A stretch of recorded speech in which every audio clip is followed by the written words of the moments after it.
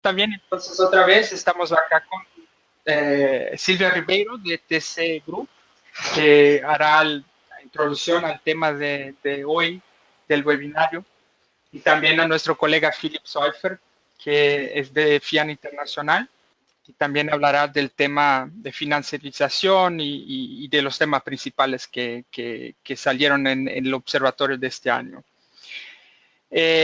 También algunos detalles técnicos, solo para que ustedes también lo sepan cómo será la interacción.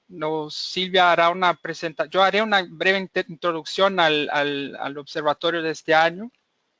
Después tendremos la participación de Silvia y ahí podemos tener la primera interacción con el grupo y después la presentación de Philip y por fin también más un momento de discusión, interacción con el grupo.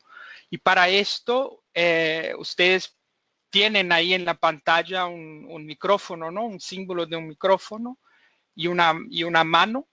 Entonces, cuando ustedes quieren hacer alguna participación, una pregunta, por favor hagan clic entonces en esta mano y nosotros acá recibiremos el pedido de participación y ahí vamos a autorizar que ustedes puedan hablar por el micrófono de ustedes. Entonces ahora no podemos escucharles, pero cuando ustedes pidan la participación, nosotros liberamos la participación.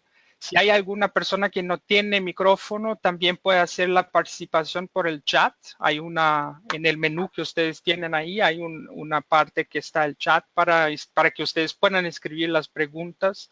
Nosotros la recibimos acá y las podemos leer en caso de que no tengan un micrófono disponible en el momento. Entonces, muchas gracias, ¿no?, por la participación y ahí podemos ya pasar a una breve introducción de este webinario que ha sido organizado por FIAN Internacional y por la Red Mundial por el Derecho a la Alimentación y a la Nutrición. Y vamos a tener, como he dicho, la participación de Silvia Ribeiro, que es la directora encargada por el tema de Latinoamérica de la organización ETC Group, que es una organización que está en Canadá y también en Europa, ¿no?, en los Países Bajos, pero tiene una actuación internacional y ahí regional también, como está el caso de Silvia como directora de Latinoamérica, y quien investiga mucho los temas de que nosotros vamos a hablar hoy, ¿no?, que es de la digitalización de la producción de alimentos, todo el impacto de privatización de semillas y todos los recursos naturales. Entonces, yo no voy a hablar más sobre eso porque Silvia es la experta y nos va a hablar sobre eso en un rato. Y a nuestro compañero acá de FIAN, Philip, que también es el encargado en trabajar con el tema e investigar el tema de tierras y semillas, y también ha contribuido los dos, ¿no? Tanto Silvia y Philip contribuyeron con la edición de este año. Y Philip también, que está involucrado en un caso grande ahí en Brasil de acaparamiento de tierras, que está bastante conectado también con el tema de financiarización de las tierras, y eso genera un impacto gigante también en la producción de alimentos y el acceso a la soberanía alimentaria. Y solo una breve introducción. Entonces, el Observatorio del Derecho a la Alimentación y a la Nutrición es una publicación que ya desde hace más de 10 años se tornó y es la publicación principal de la llamada Red Mundial por el Derecho a la Alimentación y a la Nutrición, que congrega más de 40 organizaciones de la sociedad civil y movimientos sociales de distintas regiones del mundo que están involucradas en la lucha por la soberanía alimentaria y por la realización del derecho a la alimentación. Entonces, este observatorio tiene la intención de hacer el monitoreo, ¿no?, del cumplimiento del derecho a la alimentación y nutrición en esa lucha por la soberanía alimentaria de los pueblos, y viene con esta función entonces de denunciar, ¿no?, de documentar, de hacer una construcción crítica y alternativa de conocimiento en relación al tema, que sea como bastante alternativa en el sentido de traer un conocimiento que no está en los principales medios de comunicación, que no está presente en la Organización de la Alimentación, en la FAO, ¿no? de las Naciones Unidas. Cría entonces un conocimiento también de resistencia y muchas veces en parcerías con movimientos sociales, con otras organizaciones de la sociedad civil, y apoya muchas veces a hacer la crítica a las instituciones, que también son importantes para el análisis del tema a nivel regional y global, ¿no? Estamos este año con el tema que ya he comentado, ¿no? De la digitalización, de la financiarización, del derecho a la alimentación y de toda la cadena productiva y de la digitalización, ¿no? de todo este proceso y cómo eso impacta en la vida de los pueblos, ¿no? Entonces, ese año en la edición, que ustedes pueden también ya buscar y está disponible en línea, hay un análisis bastante específico también con algunos ejemplos concretos sobre algunos casos, como ya mencioné, y que Philip también nos va a presentar, el caso de Matopiba en Brasil, también el caso de India, donde se nota bastante fuerte la desmaterialización de los medios de producción y cómo eso impacta la vida o el derecho a la alimentación en India. Y también hay artículos que son más específicos, ¿no? Sobre los conceptos de los cuales Silvia nos va a apoyar a explicar el día de hoy también. Y por el primer año en la 10ª edición, ¿no? del 2018, tenemos el tema, tenemos por la primera vez un suplemento de la publicación, que ahí está también en la pantalla que compartimos con ustedes, que es una forma también de simplificar en el sentido de traer una comprensión de todo el tema, que es bastante complejo, ¿no? Tratar de estos temas como financiarización, que tiene mucho que ver con la economía y todo lo que está alrededor de esto, que es un desafío grande, ¿no? Entender todo el mercado internacional capitalista y cómo eso impacta en el derecho a la alimentación, así como la digitalización, ¿no? Toda esa tecnología que está siendo utilizada en la cadena productiva. Así también como el tema de desmaterialización, ¿no? La influencia no solo de la economía y de cómo los bienes se tornan cada vez más inmateriales, ¿no? El sentido de las monedas, de las inversiones, sino también el tema de la publicidad en la producción de alimentos, cómo eso impacta, ¿no? En toda la manipulación por la publicidad y en niños y niñas, ¿no? Campañas que se hacen a determinados públicos. Entonces, ahí la idea del suplemento, como ustedes pueden ver, es enseñar un poco cómo están conectadas estos tres fenómenos principales, ¿no? Y también traer un poco más de discusión en una era que vivimos, ¿no? Que es la era digital. Entonces, tener esas explanaciones también es una forma de que el observatorio en el primer año está intentando llegar a más amplias audiencias también. Y entonces, como comenté, el observatorio ya está disponible en la web. Entonces, sería un gusto, ¿no? Que ustedes puedan accesarlo. Ahí está la web. También podemos compartir con ustedes en el chat, y que está disponible en 4 idiomas, en inglés, español, portugués y francés. Y también les invitamos a que nos sigan en las redes sociales, porque ahí también muchas veces pasan las discusiones y la diseminación incluso de eventos de lanzamiento del observatorio en distintos países, ¿no? Hay muchas de las organizaciones que hacen parte de la red mundial por el derecho a la alimentación y a la nutrición también en distintos países organizan paneles de discusión, reuniones con parlamentarios para difundir, diseminar el contenido del observatorio. y por los medios, por las redes sociales, ustedes también se pueden enterar de esto.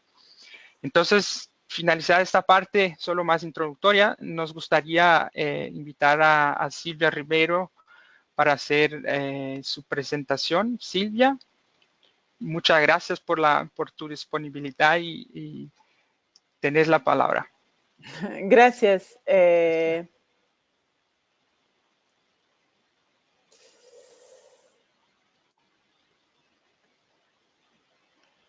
Hola, ¿qué tal? Buenos días o buenas tardes a todos.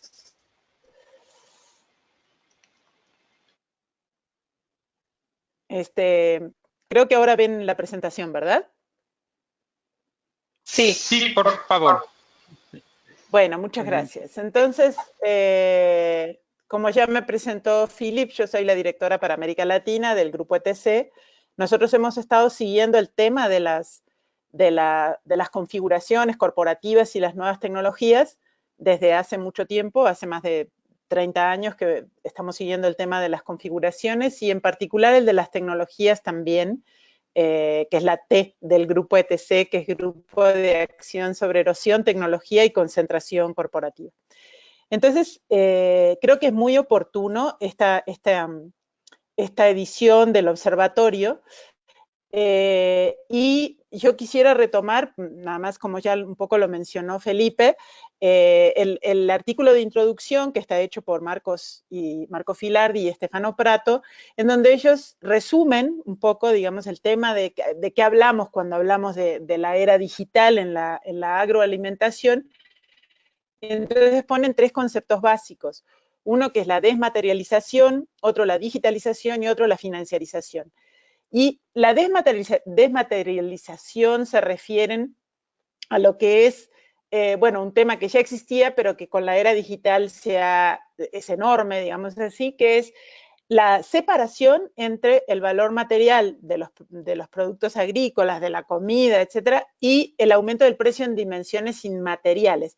Las dimensiones inmateriales que son, por ejemplo, desde la propaganda, pero también toda la intermediación, e incluso que a través, digamos, de la digitalización, esto se ha aumentado mucho por el impacto que tiene incluso la venta de comida, incluso ahora ya a través de grandes plataformas digitales, ¿no? Como Amazon, que luego lo vamos a, luego lo vamos a ver, pero también hay otras. Bueno, en el tema de digitalización, ellos lo resumen, digamos así, diciendo que la digitalización es todo lo que tiene que ver con la automatización, por ejemplo, de las máquinas agrícolas o de ciertas funciones en el campo, y también la deslocalización y la informatización de la producción y la comercialización de alimentos. Esto, por ejemplo, tiene que ver con el hecho de que, bueno, con la enorme cantidad de datos que existen sobre, por ejemplo, semillas o sobre vegetales, etcétera, y que por lo tanto permite estar comercializando o conociendo parte de lo que es procesos fundamentales en la producción agrícola en lugares muy lejanos de donde realmente se producen, ¿no? Esto lo vamos a ver un poco mejor en el resto de la presentación. Y en financiarización, bueno, nosotros ya conocemos desde hace tiempo lo que es la especulación financiera con mercados de futuros agrícolas, ¿no? De cuánto se va a producir, cuánto va a costar, sobre todo con las grandes commodities como el trigo, la soja, el maíz, etcétera. Bueno, eso ya existía. Lo que pasa es que ahora prácticamente todos los mercados financieros están sobre plataformas digitales. Entonces, la digitalización además crea un nuevo factor incluso de especulación, ¿no? Por el hecho de que muchos de estos comercios se hacen a través de inteligencia artificial en plataformas digitales. Hay otro aspecto que es terrible, digamos, y que por suerte Philip nos va a dar, digamos, ejemplos más concretos, que es el hecho del aumento de la financiarización en la propiedad de la tierra, lo cual exacerba conflictos que ya existían y permite nuevos acaparamientos que antes no conocíamos. Entonces, como Philip va a hablar más tarde de algunos casos de esto, lo voy a dejar nada más ahora como tema. Entonces, esto es como el panorama general. Ahora, para nosotros en el grupo ETC, nosotros vemos, digamos, que hay varios, vamos a decir, varias áreas que son las que impactan en agricultura, alimentación y nutrición, ¿no? Entonces tratamos, digamos, en el tema tecnológico, lo hemos algo así como separado, pero al mismo tiempo interactúan unos con otros, en unas que son las tecnologías digitales y basadas en datos, ¿no?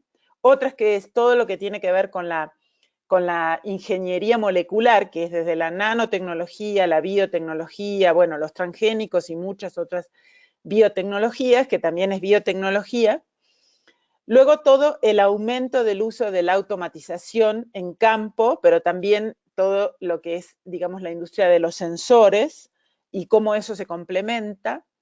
Y lo que es lo que le llamamos la ingeniería planetaria, como la geoingeniería, que plantea la intervención en ecosistemas, que por ejemplo, si ustedes han estado atentos, hoy por ejemplo está toda la prensa mundial inundada del nuevo informe del panel intergubernamental de cambio climático sobre cómo mantener la temperatura 1.5 y en realidad la propuesta mayoritaria acá se llama bioenergía, con captura y almacenamiento de carbono, y eso tiene que ver con un acaparamiento de tierras brutal, que por supuesto en el informe no se menciona, aunque sí se menciona que tendría impactos en la seguridad alimentaria, pero no explican realmente, digamos, lo que esto significa.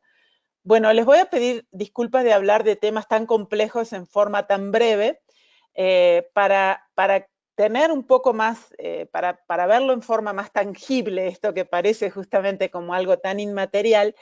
Quiero decir que está presente, estas cuatro diferentes sectores, están presentes en toda la cadena. La digitalización, la desmaterialización, la financiarización.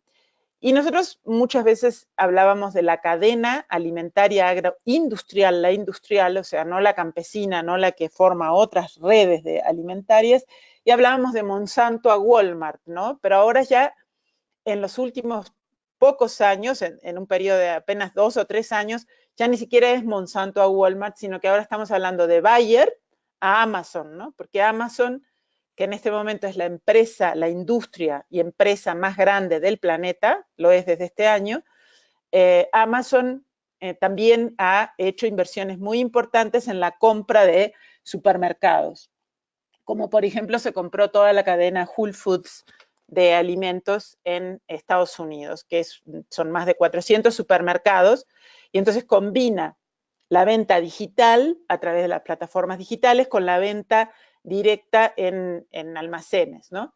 Bueno, como les decía, para hacerlo más tangible, yo voy a hablar del tema de las fusiones en el campo, o sea, en los primeros aspectos de la cadena alimentaria, y esto nos va a dar una idea de cómo interactúan todas estas diferentes tecnologías. El modelo, digamos, que hay ahora y que cada vez es un término nada nuevo, es un término que ha estado alrededor, digamos, se ha hablado por más de 10 años, pero que ahora es como la clave, que es lo que le llaman la agricultura de precisión, que nosotros le decimos de precisión 2.0 porque ya no es la misma que era antes, ¿no?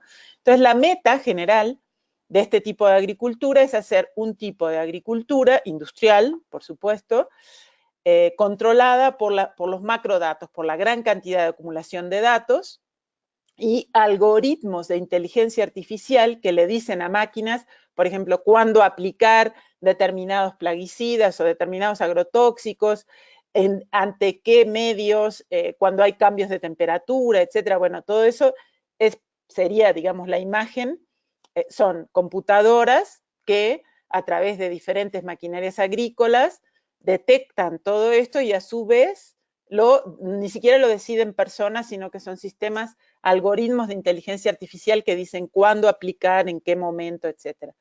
Y para todo eso, entonces se necesita en el campo una batería de robots, de drones, de sensores, de información satelital, o sea, de uso de satélites, de vehículos no tripulados, además de drones, digamos que drones son vehículos no tripulados aéreos, y a todo esto entonces está también, por ejemplo, insertando microchip, por ejemplo, en ganado, en muchas formas de ganado, sobre todo en ganado mayor como vacuno, pero en otros también, y sistemas digitalizados de aplicación, de compra y de distribución.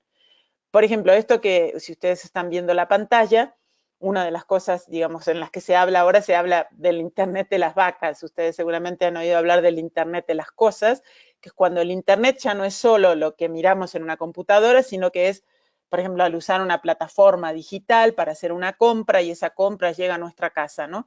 Entonces, digamos, en breve es el Internet de las cosas. Ahora se está hablando del Internet de las vacas, no solo por el hecho de comprar vacas, sino por la integración, por ejemplo, de poner microchips en vacas, en cada una de las vacas, tanto para hacerle seguimientos individuales en algunos casos, como para hacer, por ejemplo, ganadería, digamos así, pero controlada por sensores y por satélites en lugar de por personas. Y por supuesto, todo lo que esto tiene que ver con las plataformas digitales en comercio. Bueno, les quería señalar rápidamente que cuando hablamos de financiarización, no solamente es el hecho de que los productos agrícolas y los mercados de futuros estén en los mercados, sino que también hay una participación muy fuerte realmente de grupos financieros especulativos sobre las industrias de agronegocios. Esto es un dato que es poco conocido, como que, por ejemplo, BlackRock, que es en este momento la financiera más grande del mundo, tiene inversiones importantes en Monsanto, en Bayer, en Dow, en DuPont, en Syngenta, en BASF, que estas 6 que están marcadas acá son las principales empresas de semillas y agronegocios en los primeros pasos de la cadena, o sea, en semillas y agrotóxicos. Y si vemos, por ejemplo, DuPont, el 33% de la empresa, que ahora además como se sumó con Dow, que también tenía un porcentaje importante, digamos, está en manos de actores financieros, o sea, son actores que no les importa si están negociando con comida, con televisores o con uranio, o sea, en realidad es cómo obtener ganancia. Y esto explica muchas de las compras que se han estado haciendo en los últimos años, en los últimos 2 años, en donde, aunque este es un proceso de mucho más tiempo, se han dado megafusiones realmente de estos que pensábamos que eran las empresas más grandes que conocíamos, digamos, la mayoría de nosotros. Y en ese caso, por ejemplo, se concretó en el último año que ChemChina, que es la mayor química, la productora de agrotóxicos, es la que produce casi todo el glifosato que se vende en casi todo el mundo, incluso el que vende Monsanto, que en China compró Syngenta, ¿no? Por 43 mil millones de dólares. Dow y DuPont se fusionaron y formaron una nueva empresa en agricultura que se llama Corteva, y Bayer compró Monsanto y lo único, sobrenombre, aún no hay nombre, lo único que dijo es que se iba a terminar el nombre Monsanto por la mala fama que tiene, entonces no se va a llamar Monsanto, quizás se siga llamando Bayer. Esto hace que todo lo que es, digamos, el mercado de agrotóxicos y de semillas en este momento se hiperconcentró, ya estaba concentrado, y entonces tenemos que 4 empresas, que son esas 3, o sea, Monsanto, Syngenta y DuPont, más sus nuevos nombres, junto a BASF. Entonces son 4 firmas que controlan más del 70% del mercado global de agrotóxicos y más de los 2/3 del mercado industrial de semillas, ¿no? Entonces, en general, son las mismas empresas que controlan las 2/3 partes del mercado global de agrotóxicos y semillas, lo cual es un nivel de fusión que nunca jamás había ocurrido en la historia de la agricultura, digamos, ¿no? BASF aparece como el cuarto ganador porque BASF era una empresa menor que las otras, que ya tenía muchos intereses, sobre todo en agrotóxicos, pero para fusionarse, diferentes gobiernos, como por ejemplo el gobierno de Brasil fue uno, pero también la Unión Europea y Estados Unidos le plantearon, por ejemplo, a Monsanto, Bayer, que para fusionarse se tenían que deshacer de algunos activos, un poco como para aparecer de que estaban controlando que no hubiera intereses monopólicos. En realidad, lo que pasó es que se lo vendieron a BASF, lo mismo pasó con Syngenta, y entonces BASF se arma como una nueva empresa también muy poderosa en estos 2 rubros. Entonces, rápidamente, esto es para mostrarle que el sector de maquinaria, que es el que continúa, o sea, de semillas, agrotóxicos, el que sigue, digamos, en el campo sería el de maquinaria, también está sufriendo un proceso de alta concentración, en donde no estamos tan acostumbrados a oír los nombres, pero la mayoría, aquí, por ejemplo, está la más grande es John Deere, le sigue Kubota, CNH, que es holandesa, y AGCO, de Estados Unidos, pero también está Mahindra de la India, por ejemplo, y lo que hay también es un proceso de concentración muy fuerte, o sea, estamos hablando de porcentajes de mercado, ¿no? Ahora, si nosotros vemos, no lo puedo mover, ahora, si nosotros vemos en la industria, los insumos para la industria agrícola, o sea, de semillas hasta que salen del campo y van a los distribuidores, digamos, a los que comercializan y distribuyen, los 4 grandes sectores son el de equipo agrícola, el de semillas, el de agrotóxicos y fertilizantes. Pero mientras que semillas y agrotóxicos juntos llegan más o menos a un poco más de 90.000 millones de dólares, en el caso del equipo agrícola son 135.000 millones y fertilizantes son 190.000. Entonces, de un mercado de insumos agrícolas de más o menos 400.000 millones de dólares, semillas y agrotóxicos solamente es una cuarta parte. Entonces, cuando uno se pregunta qué sucede, por qué han estado todas estas fusiones, yo no tengo tiempo ahora de explicarles todos los detalles, pero evidentemente hay un tema de mercado, o sea, de grandes empresas que se van comiendo empresas más pequeñas para tener mayor dominio de mercado. Pero hay otro aspecto, digamos así, que es el de las tecnologías, que es justamente el centro de lo que nosotros estamos viendo en este seminario.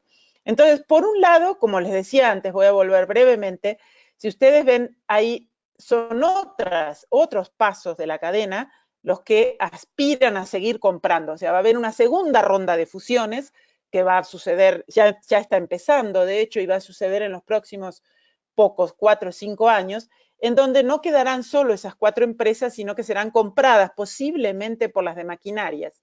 Yo he dicho en algunos lugares, el próximo Monsanto es John Deere. O sea, no es Bayer, que es una parada, sino que será posiblemente una de las de maquinarias. Y esto no solamente por volumen, sino también por tecnología.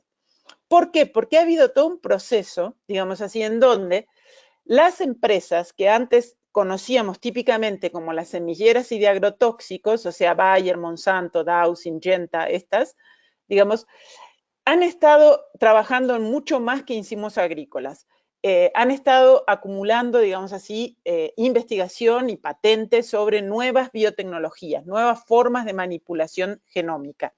También enormes cantidades de macrodatos, o sea, de bases de datos inmensas sobre datos genómicos, o sea, genómicos de cultivos, de árboles, de animales de cría, de vegetación, de ecosistemas e incluso de medio ambiente, o sea, de lo que le llaman la metadata ambiental, por ejemplo, de dónde se insertan los agrosistemas y también de plagas y de microorganismos. Entonces, estos también, por ejemplo, en el caso de Monsanto, desde 2013 se compró una empresa de acumulación de datos climáticos, se llama Climate Corporation, ¿no? Entonces, todo esto tienen varias de estas empresas. Entonces, todas estas empresas además también trabajan en seguros agrícolas.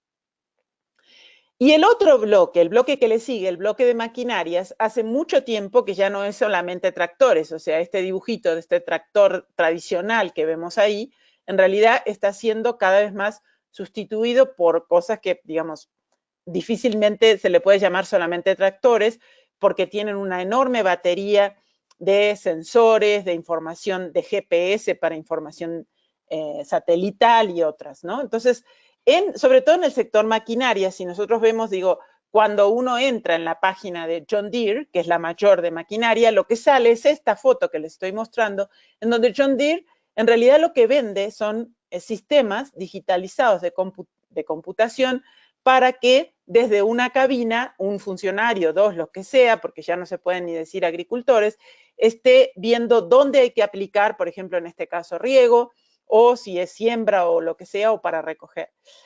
Esto también es un dron, acá está en portugués, donde dice, bueno, esto es un taller de capacitación para profesionales en agricultura, y lo que se aprende es a interpretar los datos que le da un dron, en donde dice dónde hay más humedad, menos humedad, dónde hay señales de enfermedades. Bueno, esto es un tractor no tripulado. Esta foto es de la Argentina, o sea que no, se los digo para no pensar de que estamos hablando solo de Estados Unidos o de Europa. Esto otro es un sensor, en donde hay sensores de suelo, etcétera.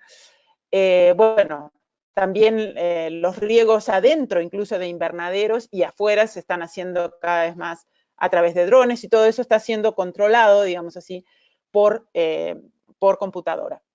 Entonces, los dos bloques de las fusiones que se han dado, unos tenían que ver con que controlaban las semillas, agrotóxicos, químicos, nuevas tecnologías, pero también mapas genómicos, y otros que controlan maquinaria, drones, sensores de suelo y macrodatos agrícolas, porque los tractores de John Deere, o sea, esto que les mostraba recién, tienen una enorme cantidad de sensores, GPS, etcétera, que están todo el tiempo mandando datos. Y es parte del contrato que hace el que compra una de estas máquinas con John Deere, por ejemplo, o con AGCO, etcétera, de que los datos que se recogen son de la empresa, ni siquiera son del propio agricultor. Claro, el agricultor solo piensa en su campo y no se da cuenta que lo que han generado ha sido un mapa global enorme con mucho más datos de los que tienen incluso algunas de las empresas estatales de meteorología, porque tiene una enorme complejidad de resolución en datos de plagas, de clima, etcétera, ¿no? Entonces, y por supuesto, las dos tienen empresas de seguros.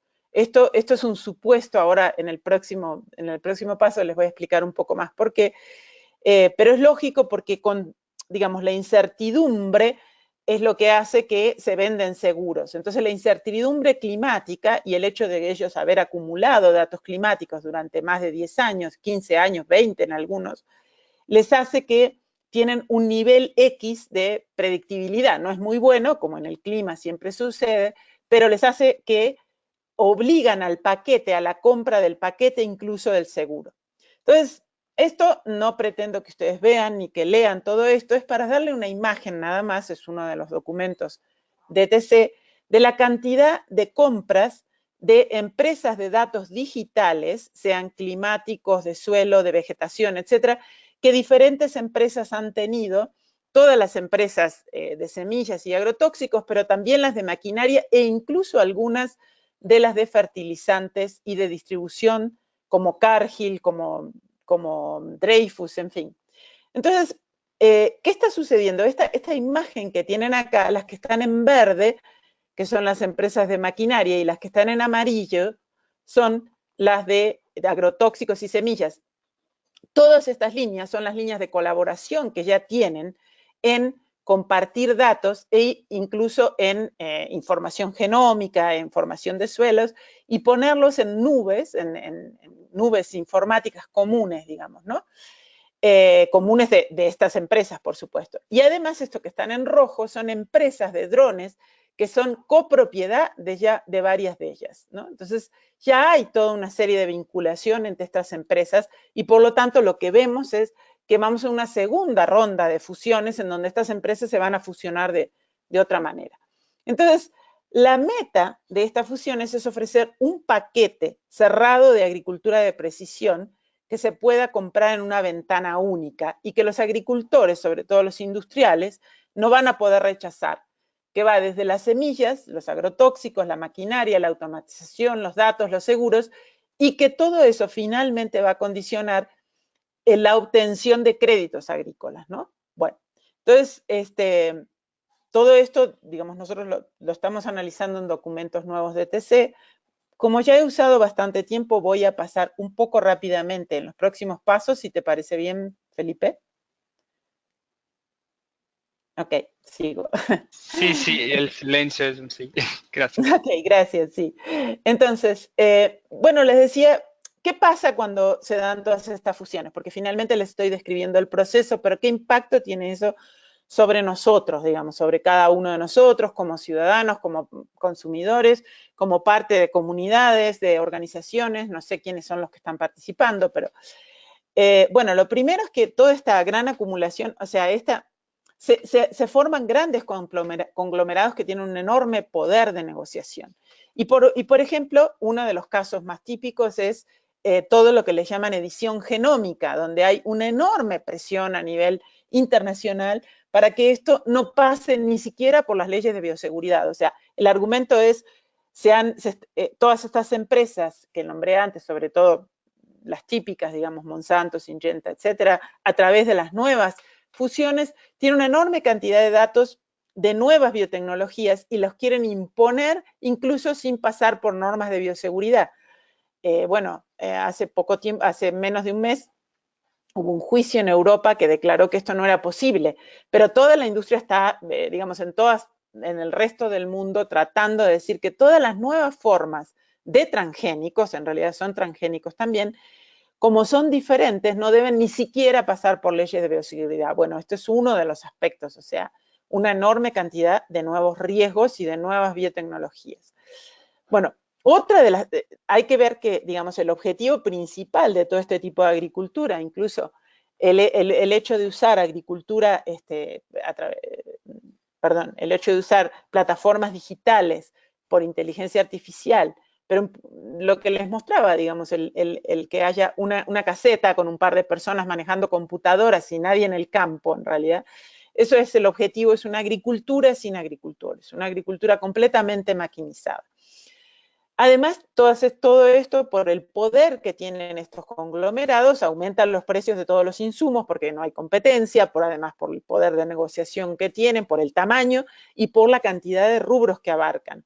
Hay menor cantidad de variedades disponibles y también favorecen la concentración de la tierra, que eso es un aspecto complementario a lo que después va a presentar Philip.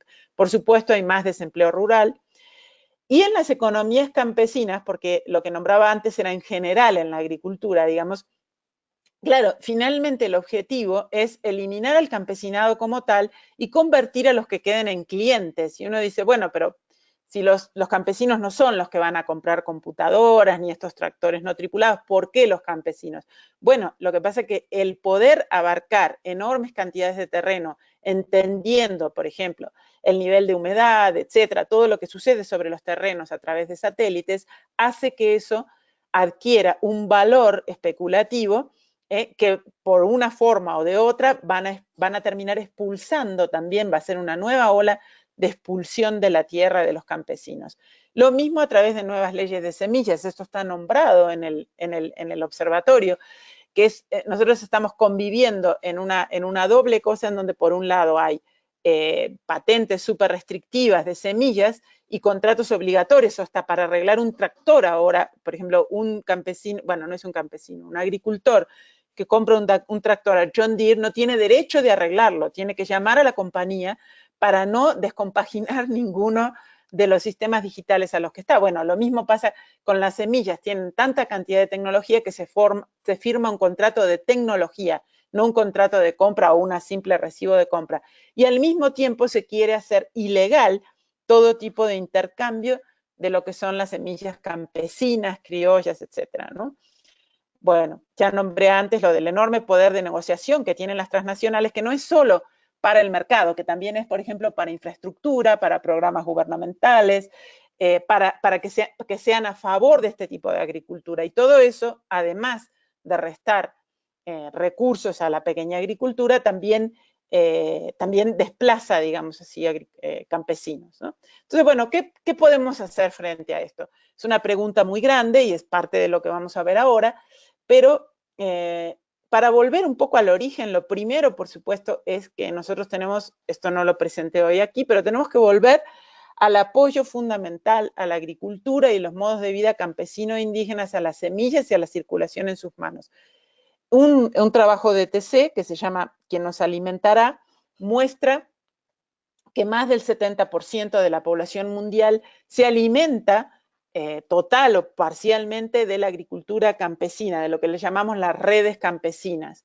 Entonces, bueno, esto es lo principal, o sea, frente a todo esto, digamos, este tipo de nuevas configuraciones con tanto poder para imponer condiciones en la alimentación, en la nutrición, en el tipo de comida, es volver a lo que es el fondo, digamos, de la agricultura y la alimentación, que es la agricultura de las redes campesinas.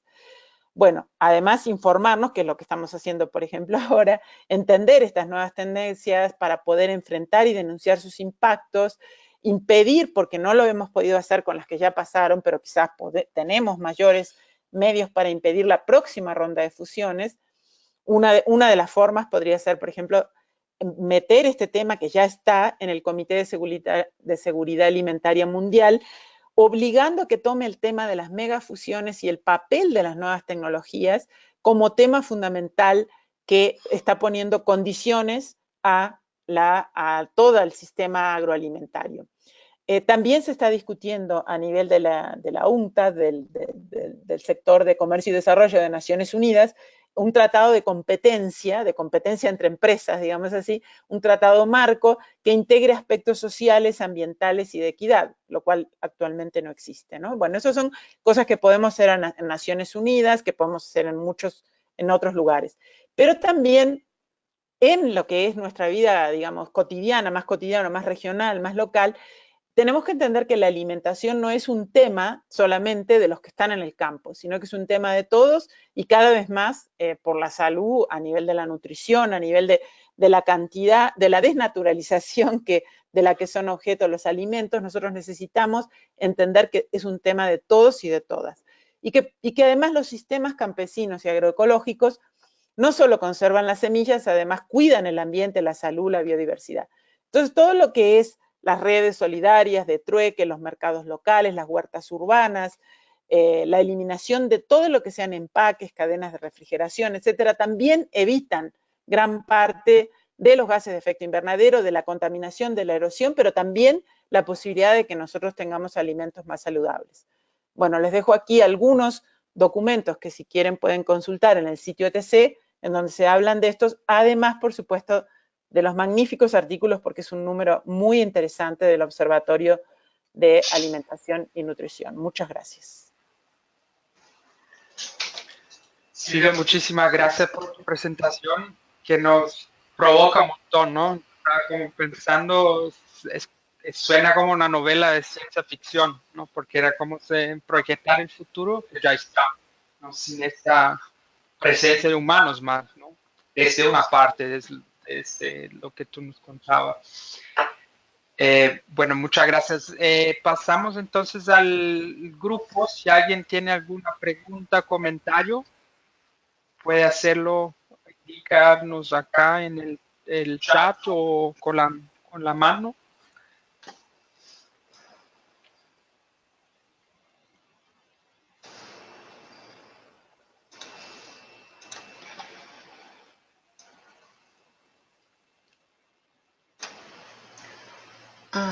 Yo creo que Maritza tiene una pregunta. ¿Puede hablar si quiere? Bien, ¿me escuchan? Sí. Sí, oh, ok, mucho gusto. Estoy sumamente sorprendida de esta presentación, la cual me preocupa enormemente, sobre todo por mi país, ¿verdad? Yo trabajé durante muchos años en el tema del desarrollo agrícola, pero últimamente he estado en otras participaciones, en otros enfoques, y la pregunta que yo quisiera hacer es en relación a si sabe, Silvia, de algunas reacciones contra movimientos campesinos que se han dado en algunos países, ya que en Guatemala, en nuestro país, hay represión en contra del movimiento campesinado que precisamente está activando en estos temas, en la búsqueda de que estos temas de los usos transgénicos, ¿verdad? Me sorprende saber que Monsanto ahora es propiedad de Bayer, porque aquí sí hemos estado luchando contra esta empresa. Entonces, le pregunto eso, si me comparte. Gracias.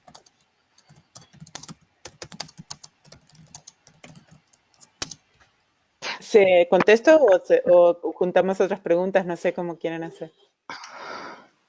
Tenemos también, creo que podemos primero escuchar algunas preguntas y ahí pasamos a las respuestas. ¿Está bien?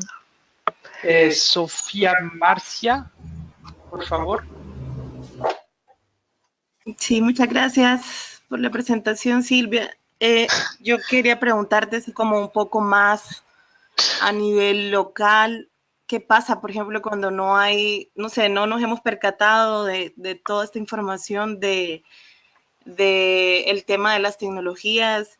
pareciera que fuera como una cosa bien desvinculada, digamos, de la realidad, pues, que vivimos. Te lo digo porque, digamos, nosotros cuando tenemos discusiones, ahora que hemos tratado de aportar o de analizar el tema de seguridad alimentaria, una de las cosas que se mencionaba era el tema de tecnologías. Y no parecía que tuviera impacto, digamos, la gente no lo ve, como bien decías al inicio, como una cosa inmaterial, como que no. Pero cuando te escuchamos y vemos toda la presentación, nos enteramos del enorme, digamos, del monstruo que es, ¿no? Y de lo que implica, del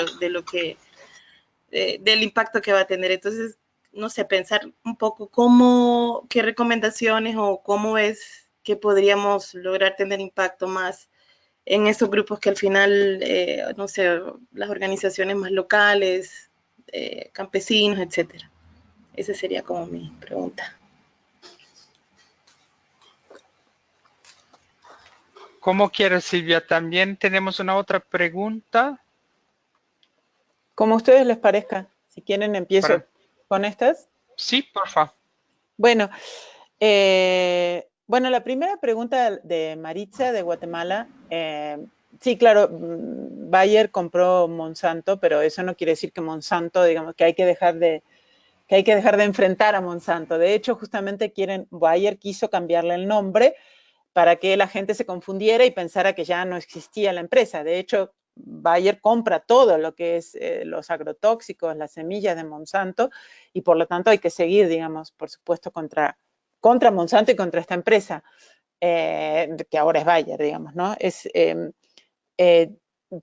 Claro que hay ataques a los grupos campesinos, eso es como todos sabemos, quizás la organización Global Witness, que documenta, digamos así, de los ataques a los defensores de derechos humanos y todo, y justamente quienes son los más atacados, incluso con muertes y todo, son los que defienden la tierra y el territorio, tanto desde el punto de vista ambiental o desde el punto de vista campesino.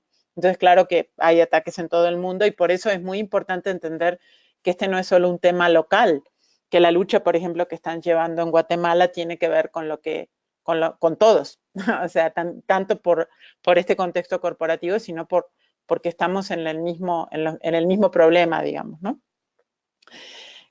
La segunda pregunta, no sé bien de qué país, yo no veo el nombre de los que preguntan, entonces no sé bien, pero la segunda pregunta sobre el tema de las tecnologías, es que, bueno, sí, por un lado, a la gente le resulta como extraño, dice, bueno, ¿qué tiene que ver con la tecnología, con la comida? Entonces, parte de lo que necesitamos hacer es entender que sí, que tiene mucho que ver, tanto por esto de la inmaterialidad, por ejemplo, que a través de la propaganda o de las redes sociales, etcétera, hay una promoción de una cantidad de alimentos que no son en realidad alimentos, sino que son, bueno, yo le llamaría basura, muchos de nosotros le llamamos, pero es una de las cosas que, digamos así, tanto por la propaganda, eso es tecnología también, digamos, ¿no? Cómo hacen para que eso llegue directamente, por ejemplo, a las pantallas de los niños, de los jóvenes, etcétera, al deseo de cierto tipo de comida que en realidad no es comida, digamos, ¿no? Entonces, pero claro, es importante entender el manejo de todo esto de la tecnología porque de pronto nuestra alimentación la están decidiendo no solamente conglomerados corporativos que tienen un enorme poder económico, sino también un enorme poder tecnológico y en algún caso a través de algoritmos, o sea, a través de inteligencia artificial que dice, bueno, aquí se necesita tal cosa y no solo en el campo, sino también, por ejemplo, en el comercio, ¿no? O sea, decir, no, en este lugar vamos a promover el uso de la venta de refrescos y en fin, de refrescos azucarados que tienen un montón de problemas. O sea, te estoy dando como ejemplo de cosas que nos tocan la vida cotidiana. Ahora, lo más paradójico es que la gran mayoría de todo lo que yo presenté está oculto y sin embargo es lo que tiene mayor impacto, ¿no? Que es el hecho de ir hacia una agricultura de precisión, como se le llama, asistida por computación. Entonces, yo ponía al final un par de cosas, además de lo que podemos hacer a nivel local, que de nuevo es paradójicamente una de las mayores defensas es comer comida. Hoy en día es una de las mayores defensas de la comida es comer comida, o sea, comer comida que de verdad sea comida que de verdad venga de manos que la cultivaron, ¿no? Entonces, además de eso, que es como de la vida cotidiana, y de la cultura, etcétera, nosotros también podemos trabajar para, por ejemplo, presionar de que tanto en la FAO se tome el tema de las tecnologías a nivel internacional, porque es en el único lugar en donde se puede, digamos, realmente poner un freno a partir de Naciones Unidas. Y también, digamos, bueno, nombré esto de los nuevos tratados de competencia que deberían integrar no solamente el tema de que no puede haber, quizás varios de los que están acá no saben de estos tratados de competencia, lo nombro muy rápido, pero, o sea, en todos los países hay leyes de competencia que se supone que es para que ninguna gran empresa tenga el poder de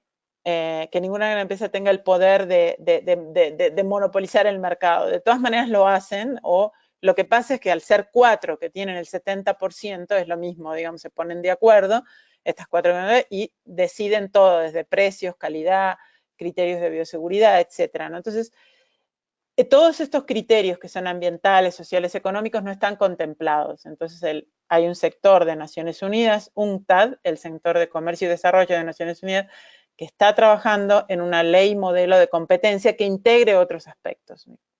Bueno, voy a dejar por aquí. Gracias, Silvia.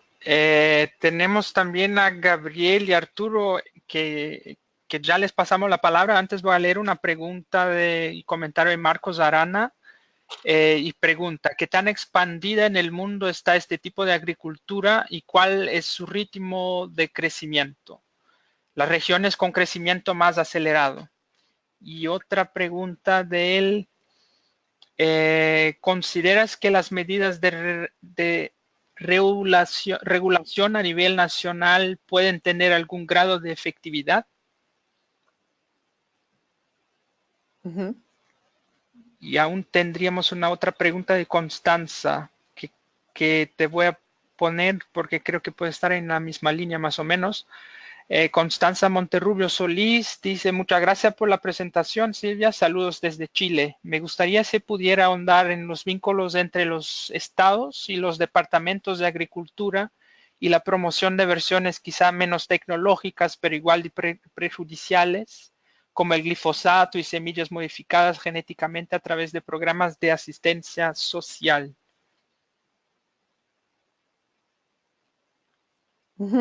Ok.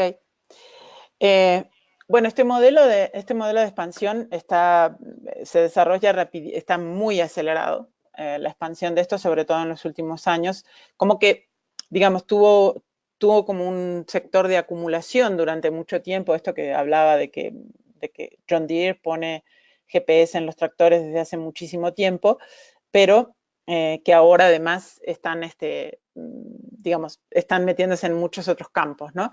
Tienen muchos datos y el asunto es cómo manejar la cantidad de datos que tienen. Entonces, sí, hace bastante tiempo, pero tiene una expansión acelerada muy rápida. Está desarrollándose muy aceleradamente en todos los lugares en donde hay agricultura industrial, porque todo esto es para agricultura industrial.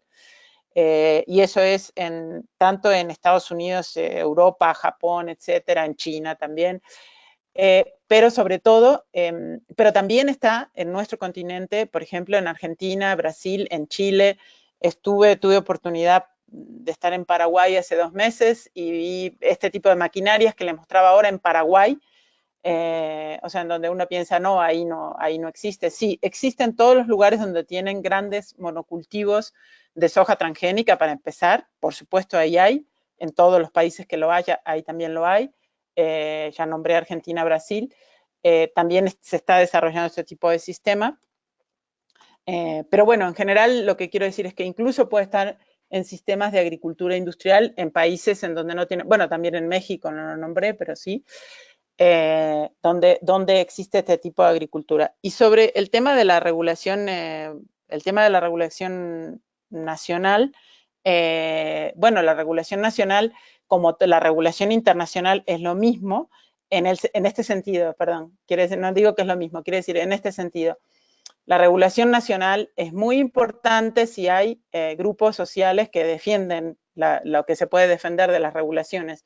Entonces, uno puede tener, por ejemplo, puede en su país tener leyes que a uno le puedan servir, por ejemplo, para impedir fusiones y para para impedir la comercialización de ciertos productos, pero tiene que haber, digamos, grupos sociales que sean los que lo exijan, ¿no? De todas maneras, cuando hay un marco internacional que lo favorece, también es una ayuda importante, porque en muchos países no llegan nunca ni siquiera a hacer una legislación de protección o de defensa, porque, bueno, porque sufren muchas presiones de estas mismas empresas, o por otras razones, por corrupción interna, etc. O sea que la de la efectividad de las leyes nacionales sí puede funcionar, pero, por ejemplo, aunque Monsanto y Bayer se hubieran unido, si Brasil hubiera dicho aquí no puede funcionar como Monsanto y Bayer, o si Brasil y Argentina, que tienen el 21% del consumo mundial de glifosato y de agrotóxicos, hubiera dicho no queremos que se fusionen, los accionistas de Bayer y Monsanto hubieran tenido que atender a eso. ¿Entiendes? Bueno, es un caso muy particular, pero quiero decir, sí, las leyes nacionales son aplicables aun cuando haya fusiones internacionales. Y en el tema, digamos, que preguntaba Constanza de Chile, bueno, primero te digo que glifosato y sobre todo semillas modificadas genéticamente sí es tecnología, o sea, son tecnologías, están consideradas, digamos, dentro de la agricultura de tecnología, y claro, es terrible. El glifosato en este momento, digamos, ha sufrido una cantidad de golpes y posiblemente es muy importante en este momento hacer campaña en contra del glifosato, porque es posible que logremos a nivel mundial y con repercusión en muchos países, de nuevo, a partir de la acción de grupos locales y nacionales también, de que el glifosato se prohíba en un plazo no demasiado grande, digamos. Esto sobre todo porque por los reveses que ha sufrido el glifosato, sobre todo porque se encontró que era cancerígeno en la Organización Mundial de la Salud, lo declaró en 2015, y a partir de eso ha habido una serie de cosas como, por ejemplo, 2 juicios que se hicieron en Estados Unidos muy recientemente, en donde a un jardinero que estuvo un jardinero de una escuela, que estuvo durante 2 años aplicando glifosato en la escuela y le dio cáncer. Entonces él llevó a Monsanto a juicio por haberle provocado cáncer con glifosato y le ganó el juicio y le obligaron o sea, Monsanto tiene que pagarle 250 millones de dólares de indemnización y 39 millones de dólares por daño. Y este es el primer juicio porque la cantidad de gente que está en la misma situación son millones en todo el mundo. Entonces ya hay más de 8.000 juicios que se iniciaron similares en Estados Unidos. O sea, todo esto es contra Monsanto. Claro, Monsanto ahora lo tiene Bayer. Bayer ya dijo que va a ser Bayer quien defienda en los juicios, digamos, ¿no? Pero de todas maneras lo que quiero decir es de que posiblemente lo que va a hacer es que el glifosato como tal salga y es un momento, pero es un momento también de denunciar lo que es toda la agricultura química, porque aunque saquen el glifosato van a poner otro que a lo mejor es igual o peor que el glifosato, como dicamba o como 2,4-D, etcétera. Entonces es como el tema de tomar estos ejemplos para enfrentar la agricultura química, la agricultura tecnológica, que está intensamente ligada, porque no se puede hacer agricultura de precisión sin químicos. Eso no lo dije claramente, pero claro, o sea, no se puede hacer agricultura orgánica se podría teóricamente, y hay quien lo está proponiendo, hacer agricultura orgánica sin gente, pero bueno, eso es agricultura empresarial orgánica.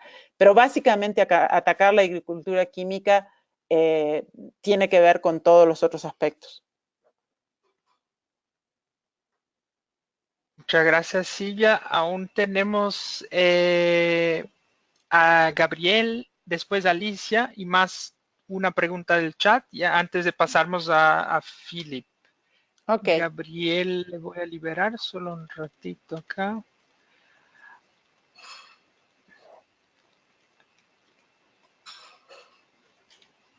Gabriel, puedes hablar.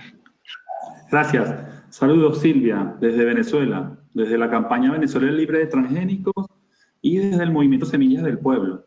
Bueno, como tú sabes, recibimos tu apoyo, tu asesoría en el marco de la lucha que tuvimos aquí en Venezuela para la aprobación de una ley de semillas que es antitransgénica, antipatente, antiprivatizadora y que defiende a la semilla campesina, a la indígena, a la local y a la afrodescendiente. Sin embargo, desde el momento que tú nos visitaste, que no se había aprobado la ley, posteriormente se aprobó, por fortuna la tenemos, pero hay una amenaza ahora de la Asamblea Nacional que tiene mayoría de políticos de derecha y bueno, sacaron una nueva ley que no ha sido por fortuna aprobada todavía porque hay una contradicción entre la Asamblea Nacional Constituyente y la Asamblea Nacional, pero bueno, hay una guerra todavía, se mantiene la guerra jurídica. Nosotros hemos venido avanzando en el ámbito del Plan Popular de Semillas, pero sin el apoyo gubernamental requerido.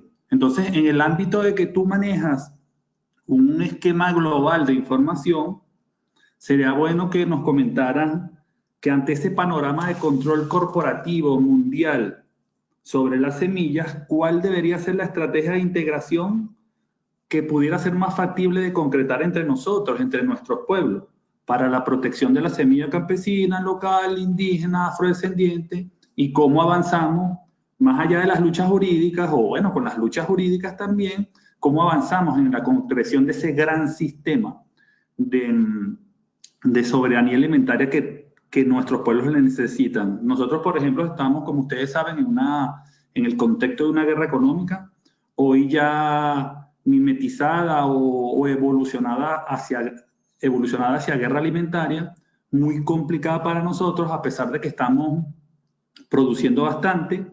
Más o menos se parece los datos de Venezuela a los datos mundiales, que el 70% de lo que se produce en el país viene del sector campesino, pero bueno, hay una especie de control de la producción campesina por intermediarios, y además de eso estamos produciendo, lo que se produce con semilla, en buena parte semilla importada. Sin embargo, estamos haciendo, como hemos dicho, desarrollando un escenario muy lentamente de producción de semillas locales.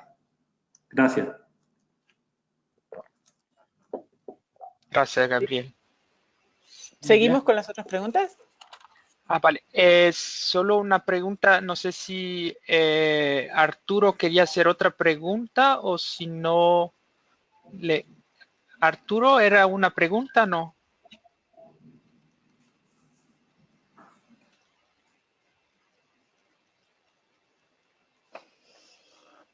Es que teníamos la señal acá, entonces si no es una pregunta, también Alicia tiene una pregunta. Solo un ratito. Alicia, por favor.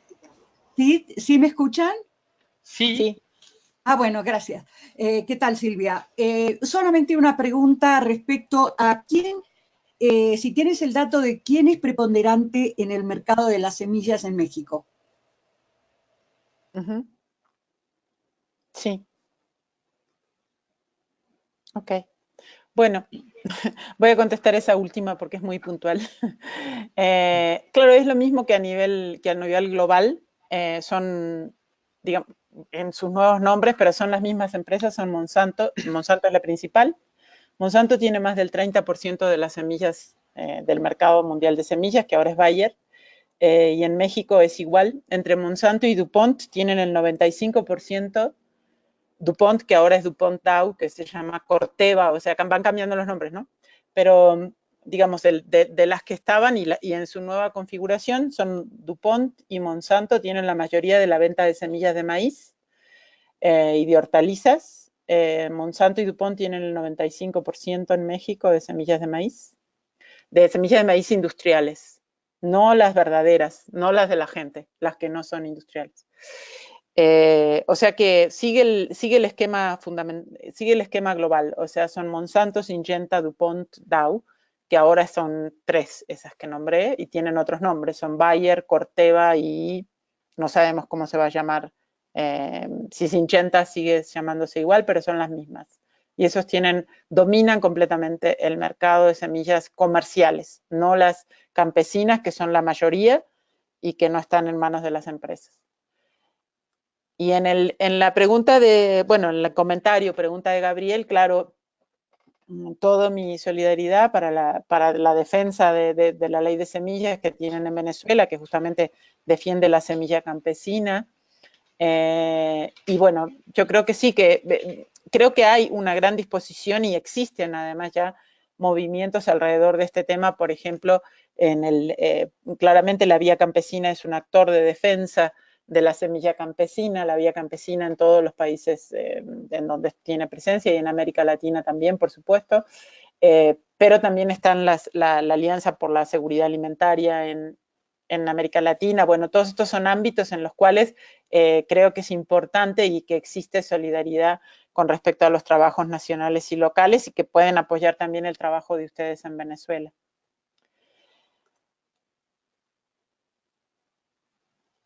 Bueno, no sé si dejaría, creo, aquí. Felipe, les agradezco muchísimo a todos por la atención. Teníamos más preguntas, pero como avanzamos mucho el tiempo, no sé, algunas quizás podríamos enviarte en privado o quizás en la discusión al final, porque aún tenemos una pregunta de Juana Camacho, de Natalia Espinosa y de Maritza otra, pero creo que ahí ya vemos entonces después de la presentación de Philip si están todas de acuerdo, porque si no ya son las 5:10. Mejor hacer la presentación de Philip y también podemos hacer esas preguntas después que estarán muy probablemente conectadas, si están de acuerdo. Sí, perfecto. Bueno, muchas gracias, Silvia. El tema provoca un montón. Entonces pasamos ahora para la presentación de Philip. Philip, tienes la voz y la pantalla. Gracias.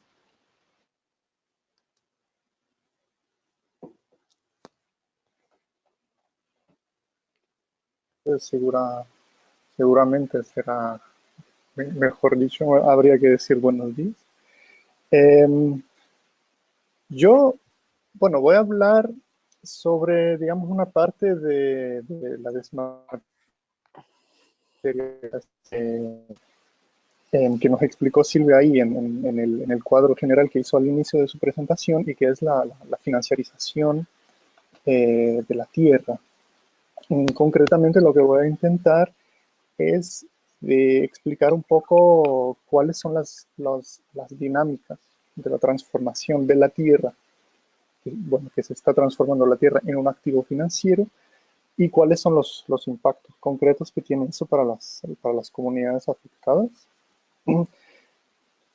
Luego voy a intentar también de hacer ese vínculo que tiene que ver eso concretamente también con la cuestión de la digitalización y con las tecnologías de información. Y finalmente, un poco como ya lo hizo o ya empezó a hacerlo Silvia, ¿no? También cuáles son también las implicaciones para las luchas sociales. ¿Qué podemos hacer? Antes de empezar con mi presentación, tal vez, bueno, decir que yo no soy un especialista de finanzas, ¿no? No sé cuánto expertos son ustedes, pero los mercados de instrumentos financieros son, digamos, más y más complejos, lo que implica un desafío para todos nosotras, y así que los elementos que yo intentaré de colocar en la mesa hoy se basan, digamos, en el trabajo que hemos realizado como FIAN desde algunos años, acompañando a comunidades rurales en el noreste del Brasil, ¿no? Entonces, digamos, para explicar, ¿no?, que nosotros llegamos a ocuparnos de esos temas, interesarnos un poco a esos mecanismos financieros, técnicos, a partir de, digamos, una lucha muy concreta en los territorios. Ese trabajo es un trabajo, sí, como he dicho, que hemos estado llevando como FIAN, pero no solos, pero, digamos, acompañando a comunidades que también ahí tienen sus organizaciones de apoyos locales y varias, digamos, todo un grupo de organizaciones nacionales, internacionales que están acá trabajando en este caso, y el artículo en el observatorio de este año lo escribí junto con dos compañeros de la Red Social de Justicia y Derechos Humanos del Brasil, que han investigado mucho ese tema y sobre todo también mucho digamos, toda la arquitectura financiera que está detrás de ese. Bueno, como he dicho, bueno, hemos estado trabajando en ese caso con comunidades en Brasil, en específico en una zona que se llama Mato Piba. ustedes pueden ver en la pantalla más o menos donde se ubica. Esa es una zona en el noreste y norte, digamos, del país. Mato Piba es una abreviación de 4 estados, ¿no? Es de Maranhão, de Tocantins, Piauí y Bahía, que son 4 estados de Brasil y que, digamos, han sido declaradas como zona especial para el desarrollo, bueno, la expansión agrícola. Es digamos, una zona que se encuentra en un bioma muy importante que se llama el Cerrado. El Cerrado es extremadamente una zona, digamos, muy amplia y muy rica en biodiversidad y es muy importante para la ecología del Brasil, pero también de toda la región y del planeta, ¿no? Aunque se conoce mucho menos que el Amazonas, es una zona, bueno, de una gran importancia, ¿no? Y es un ecosistema muy profundo, es un ecosistema muy variado de sabanas, de bosques, que tiene elementos más de sierra y de llanuras, y es una zona donde pueblos indígenas, comunidades tradicionales, comunidades también de afrodescendientes, han siempre vivido y viven, digamos, en sistemas muy complejos, con la naturaleza. En este momento, digamos, ya en un proceso que ya lleva algunos años, por lo menos 10 años, por muchas de las comunidades con cuales trabajamos, estas comunidades se están enfrentando a un contexto, digamos,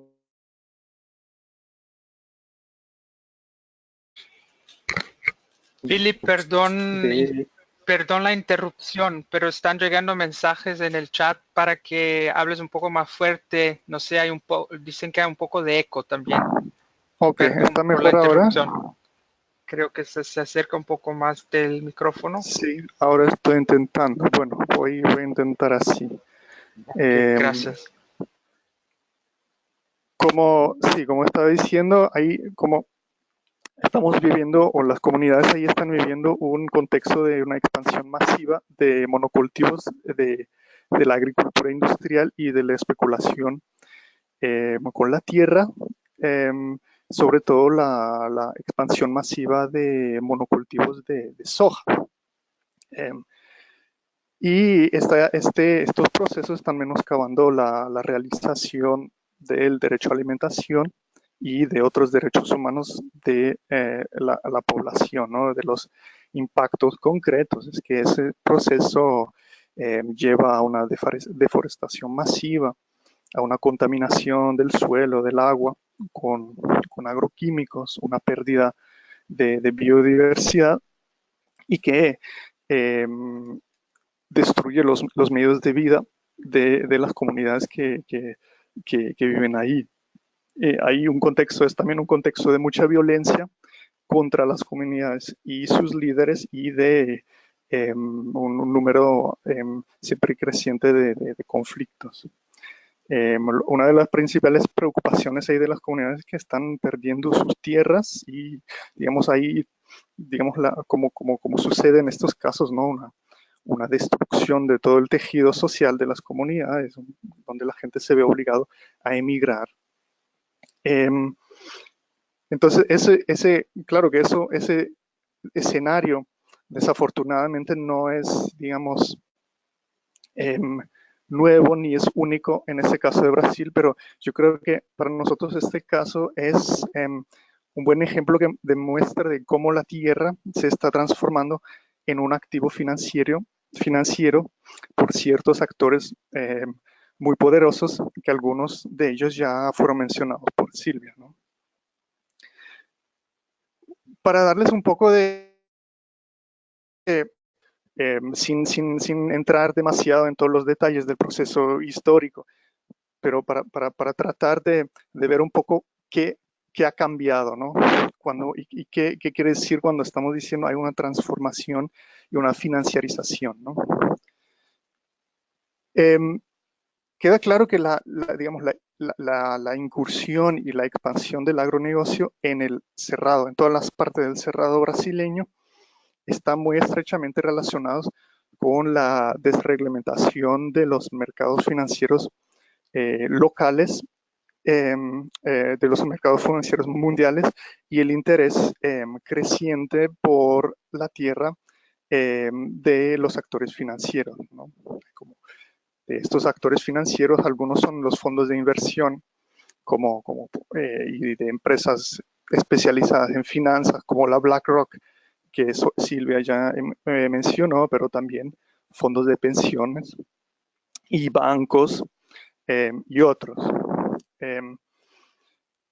Digamos, la expansión del agronegocio en Brasil y, bueno, en la zona, empieza ya en los años 60, entonces tiene, digamos, antecedentes históricos y, bueno, y se fomenta bajo la dictadura militar en los años 70.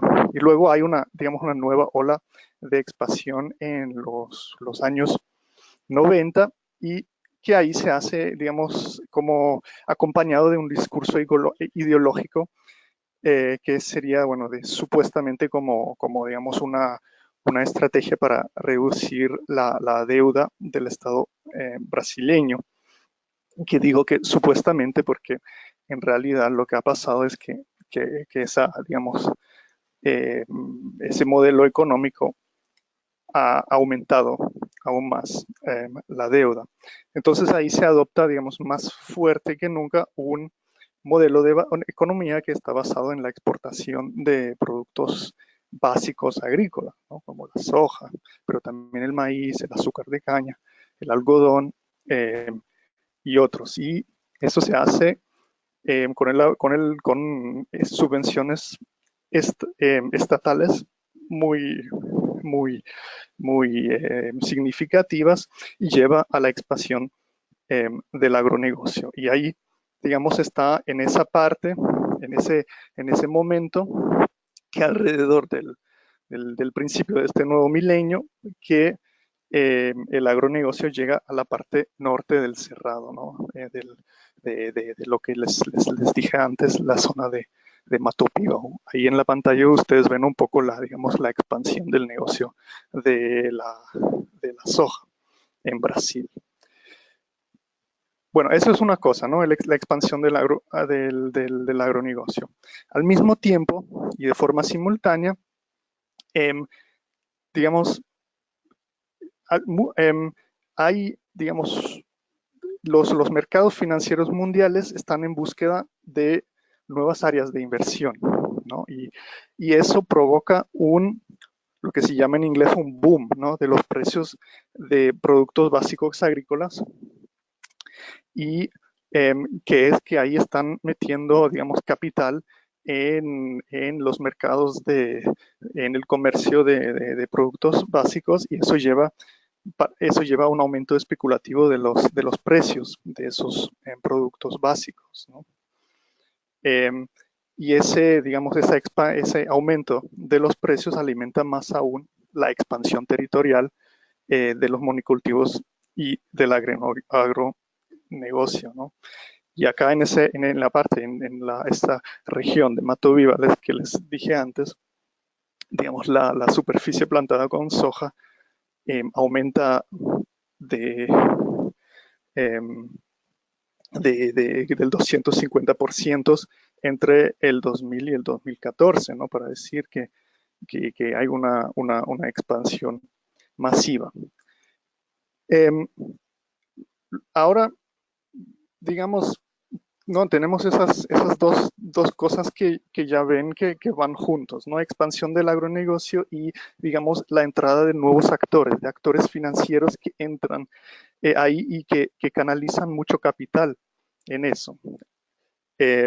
Lo que pasa, digamos, que a partir más o menos de la crisis financiera mundial de 2007 y 2008, las cosas empiezan a evolucionar de manera bastante notable.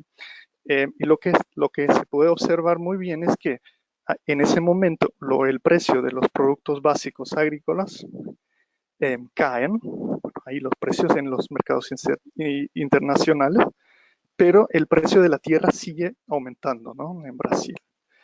O sea, el negocio de las tierras un poco se desvincula de la producción y se vuelve un negocio por derecho propio, ¿no? Y eso es como significativo, creo, ¿no? Bueno, no queda duda que obviamente el agronegocio siempre ha estado vinculado a actores financieros, ¿no? Y aún hoy, bueno, Silvia lo mostró un poco, ¿no?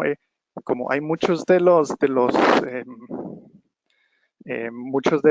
empresas del agronegocio tienen como inversores a empresas financieras, y algunos de las empresas del agronegocio también son ellos mismos también actores en los mercados financieros también, ¿no?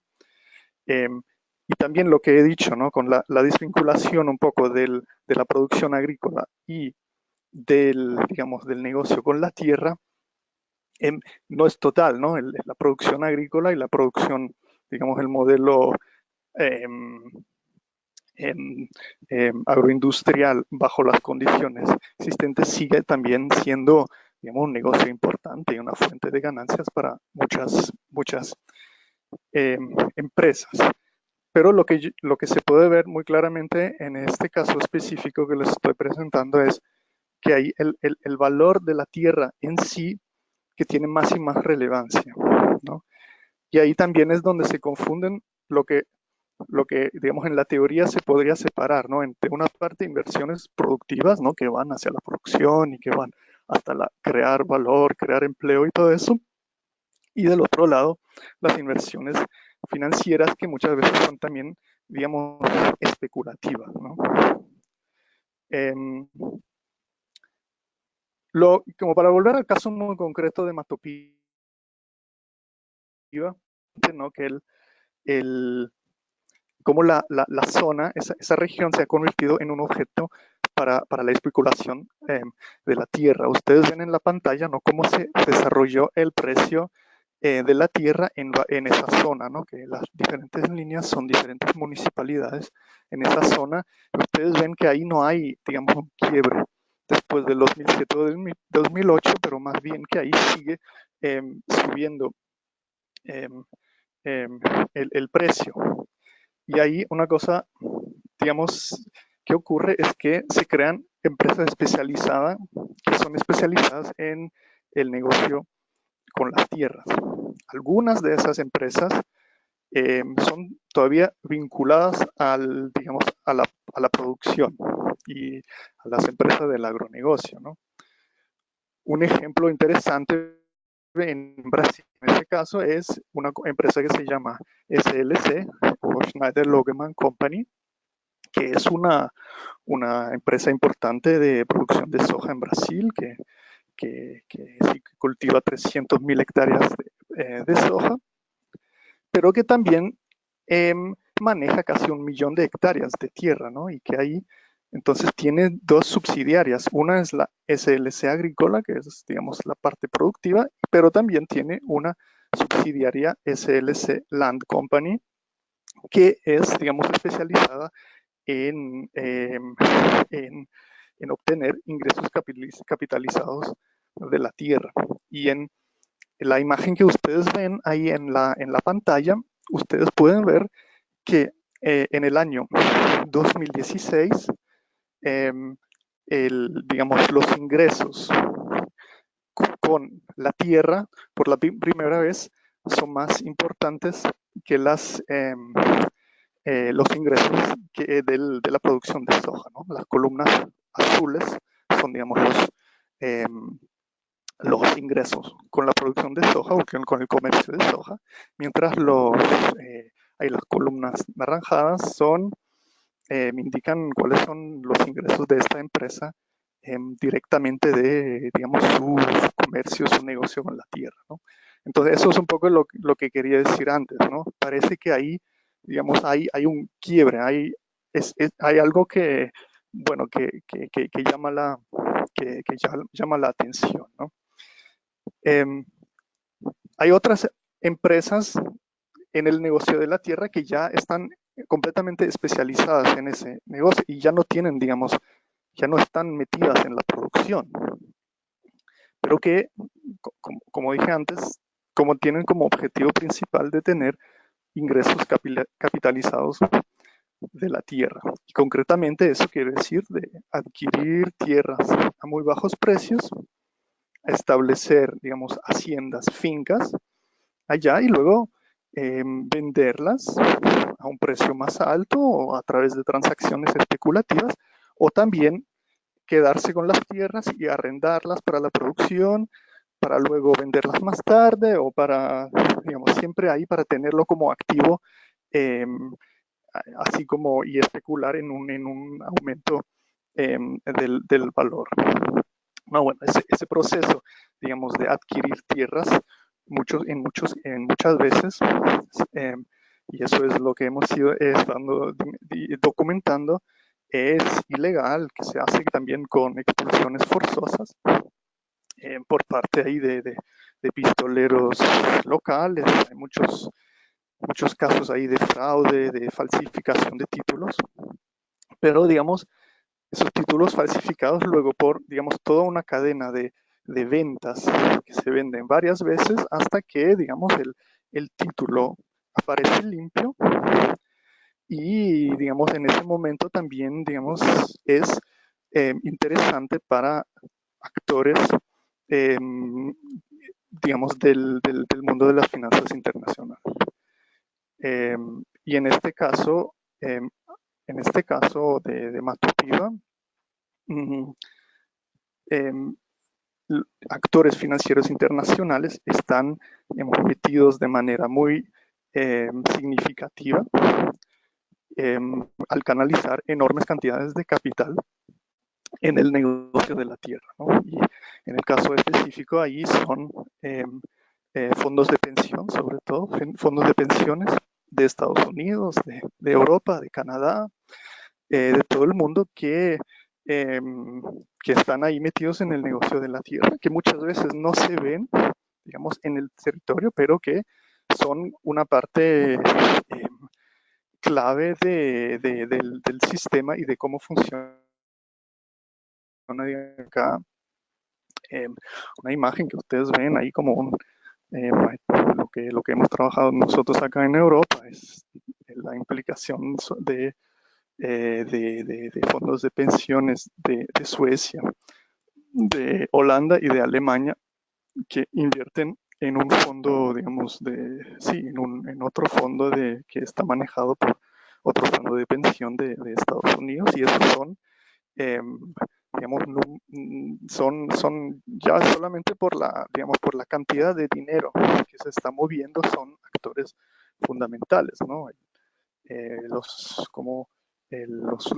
fondos que están invirtiendo ahí en la zona, con la implicación de estos fondos de pensiones que ustedes ven en la pantalla, son dos fondos de 5.000 millones de dólares, ¿no? que manejan más de 300.000 hectáreas de tierra en Brasil, no solamente en esa zona, pero también una parte importante en esa zona.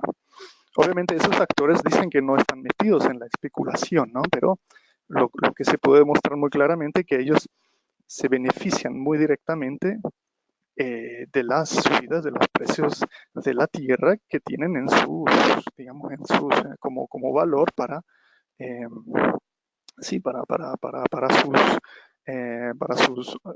sus ingresos, ¿no?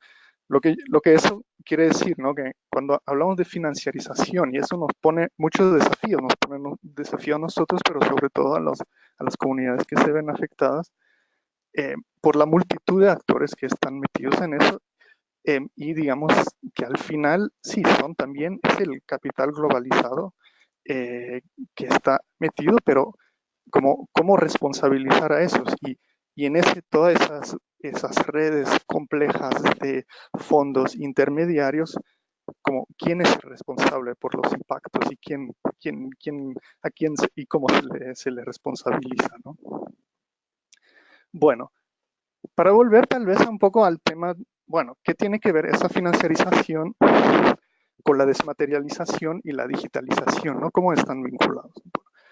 Yo diría que la primera cosa es que ya el hecho de transformar la tierra, o mejor dicho, ¿no? Los territorios de las comunidades en un activo financiero que se negocia en las bolsas, en los mercados internacionales, es ya una forma de desmaterializar la tierra y de transformarla de manera fundamental. Luego, dicho eso, claro que esta desmaterialización es relativa, ¿no? Porque es como, desde el punto de vista de los inversionistas, sí, parece una desmaterialización, pero para la gente que es afectada, digamos, tan desmaterial no es, ¿no? Porque los impactos son muy reales y sabemos todo, ¿no? Que la tierra es, de manera muy fundamental, es inmóvil, y también los impactos, digamos, del agronegocio y de la destrucción que se está haciendo se quedan también muy, muy concretos, ¿no?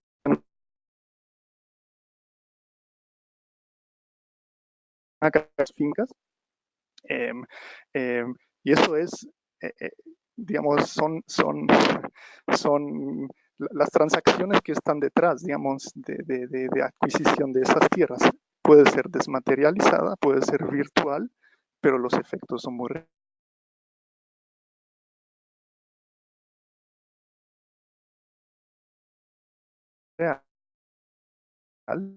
Herramientas que son como cadenas enormes que se utilizan para el desmate, digamos, son muy violentas, y muy violentas de manera muy concreta para las comunidades. La segunda cosa es que la financiarización, como lo que he tratado de describir, también depende de la digitalización, o sea, de la integración de las tecnologías digitales. Y en ese contexto, la primera cosa que creo que es importante subrayar es que el crecimiento exponencial que ha, digamos, de las finanzas mundiales en los últimos 30 años más o menos, ha sido posible solamente, diría yo, gracias a las tecnologías, ¿no? A negocio ahí como transacciones automatizadas, nuevas herramientas, instrumentos también como los derivados y todo eso, y cómo se manejan las bolsas hoy en día, es a través de tecnología, ¿no? Y la segunda cosa es que la digitalización es necesaria para que estos actores financieros puedan controlar el negocio desde algunos puntos financieros mundiales, ¿no? Necesitan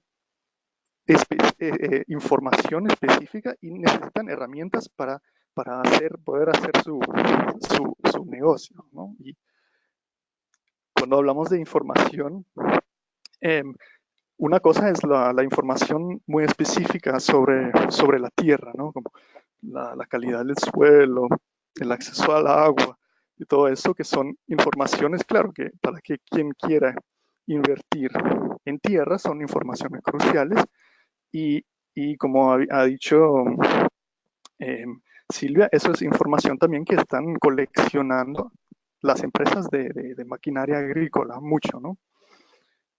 Pero el otro tipo de información son también todos los datos relacionados a la administración de la tierra, y sobre todo los datos catastales, ¿no?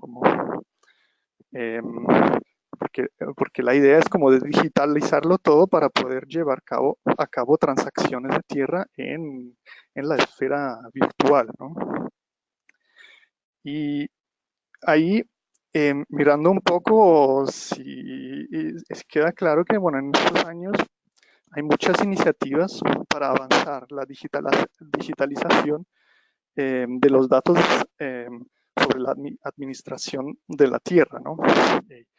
Como ya dije, y en algunos países, ¿no? Digamos que no es un escenario que está igual por todas partes, ¿no? Es como un proceso, pero en algunos países donde, digamos, está más avanzada la situación, algunas transacciones de tierra y del mercado inmobiliario ya se hacen cada vez más automatizadas, ¿no? Y creo que, por ejemplo, de lo que yo he visto, el mercado inmobiliario de Holanda, por ejemplo, ya hay como un 45% de los títulos notariales que se crean automáticamente, ¿no? Sin interacción humana.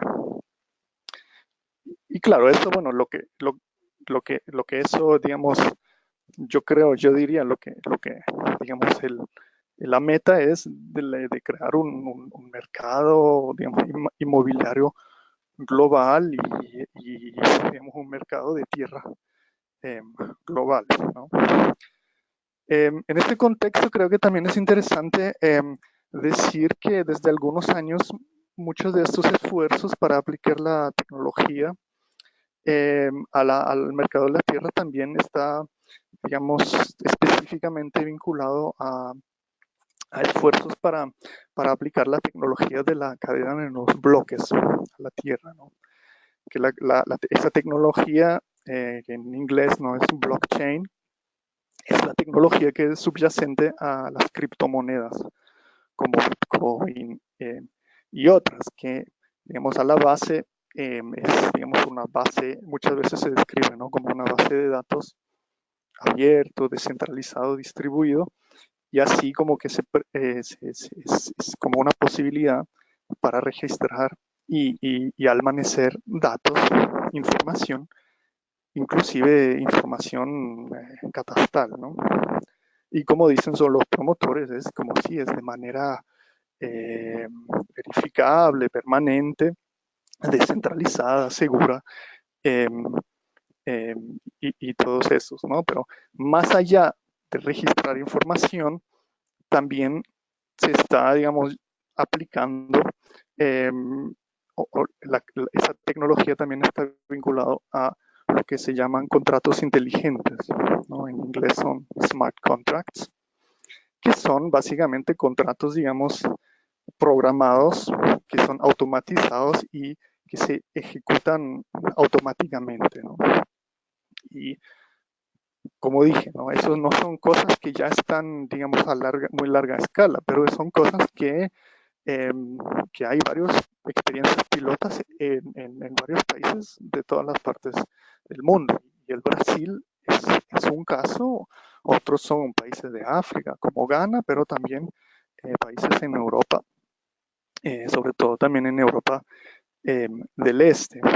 Y claro, digamos que los que promueven estos enfoques, claro, se basan digamos, un narrativas que hablan de estados y administraciones ineficientes, de que eso supuestamente da más protección frente al fraude, a la corrupción, asegure más transparencia y sobre todo también más seguridad de tenencia para los pobres de la tierra, ¿no? Y digamos el mensaje detrás es como, no, sí, es más efectivo si se pueden gestionar esas cosas sin la intermediación de las autoridades públicas, ¿no? Y ahí es interesante, ¿no? Que eso solamente así como una nota, ¿no? Como dos cosas. Yo creo que la primera cosa, el Banco Mundial que tiene cada año su conferencia sobre la pobreza y la tierra. Y ahí como desde por lo menos las últimas 2 ediciones siempre tenían como paneles especializados, grupos de trabajo especializados sobre digitalización y también específicamente sobre esa tecnología, ¿no? La cadena de bloques. Y la otra cosa que creo que nos debería llamar la atención es que uno de los, digamos, personajes que promueven digamos, la aplicación de esas tecnologías para la gobernanza de la tierra es Hernando de Soto, que tal vez algunos de ustedes conocen, que ha sido un economista muy importante, digamos, para dar como, digamos, todo el apoyo, el marco teórico para la privatización, la formalización de la tierra, ¿no? Como con el argumento que si los campesinos tienen digamos, un título de tierra, entonces pueden utilizar ese título como garantía para acceder a créditos y todo eso, que en muchos casos luego ha llevado a, digamos, a un problema de endeudamiento y de pérdida de tierra por mucho, ¿no? Entonces ahí también, digamos, hay continuidades históricas. La última parte, ya para ir cerrando, es un poco cuáles son, digamos, cuáles son las implicaciones de todo eso, ¿no? De la financiarización y de la desmaterialización. Como ya dije, ¿no? Los quienes defienden y enfatizan, digamos, los beneficios para las personas marginadas,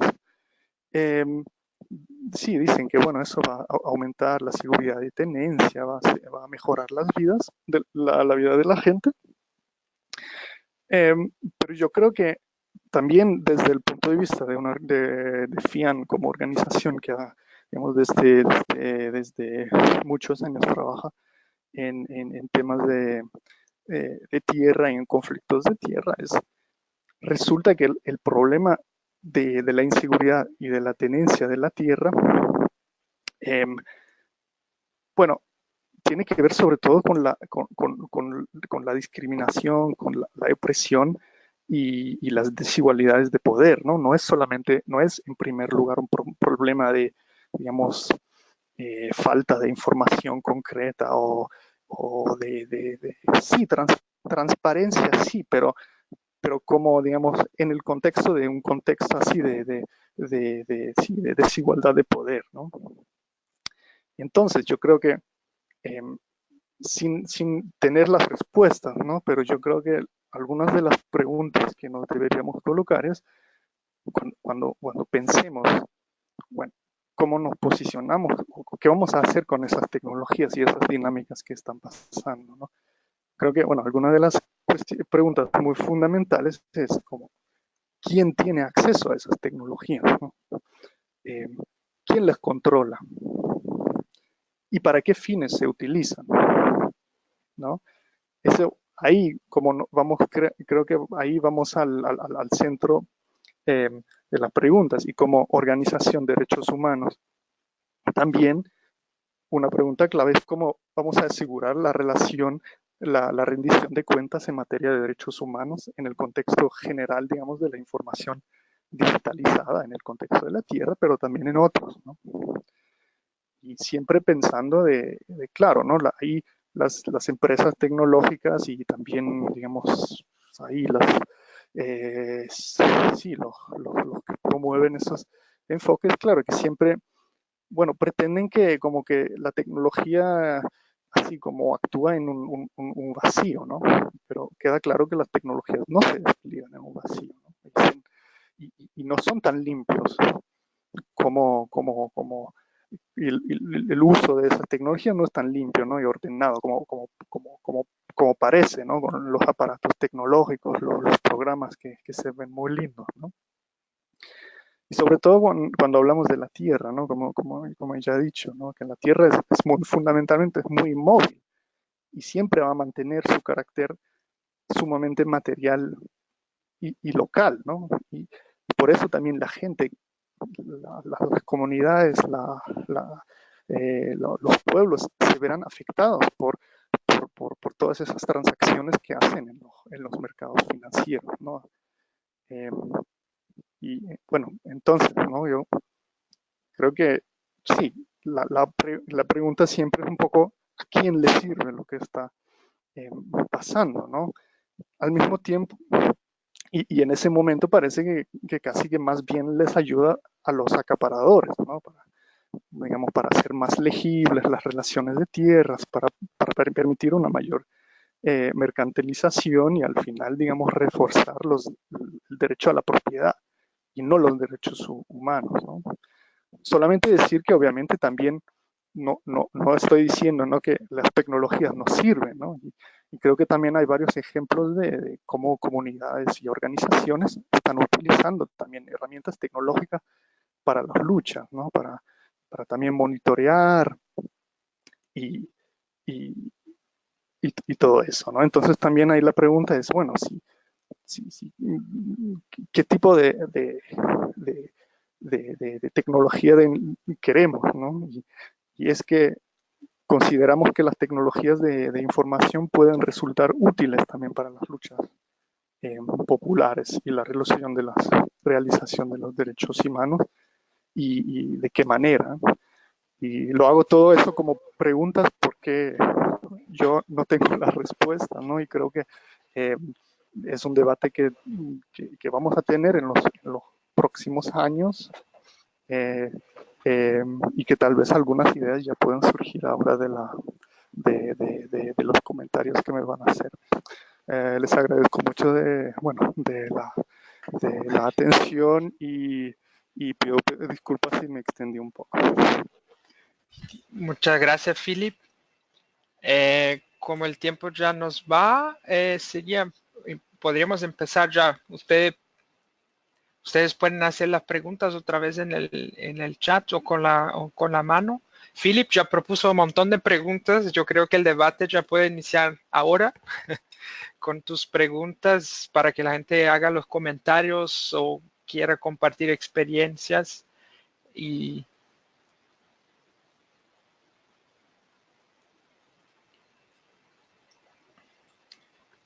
ya hay una pregunta en el chat. También quizá podamos ahí en la medida del tiempo regresar a una de las preguntas anteriores, pero Ruth Sánchez Izcaya pregunta ¿quién está atrás de la tecnología, aparte de intermediarias financieras?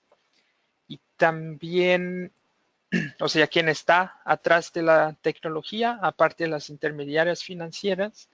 Arturo también tiene una pregunta. Te voy a liberar el sonido. ¿Ya está, Arturo? Por favor.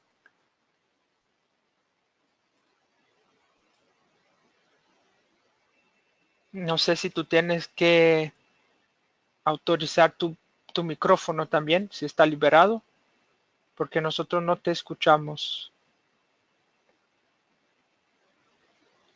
Si no tienes micrófono, quizás puedas poner la pregunta en el chat.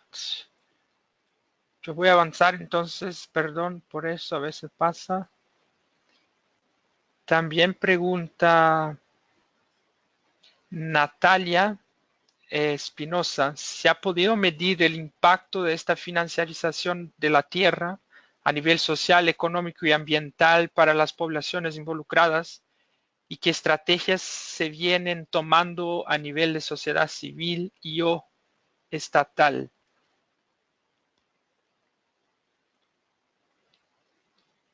Si está bien, hay otra pregunta también ahora, bueno, Arturo, entonces, para acá.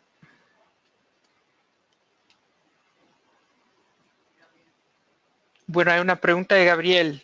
Después del 28 de octubre en Brasil, ¿crees que se profundice la concentración de la propiedad de la tierra?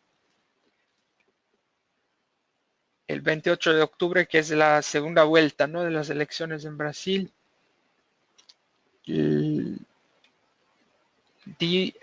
Philip y Silvia, si no está clara las preguntas o si la quieren que repita. También ahora la de Arturo.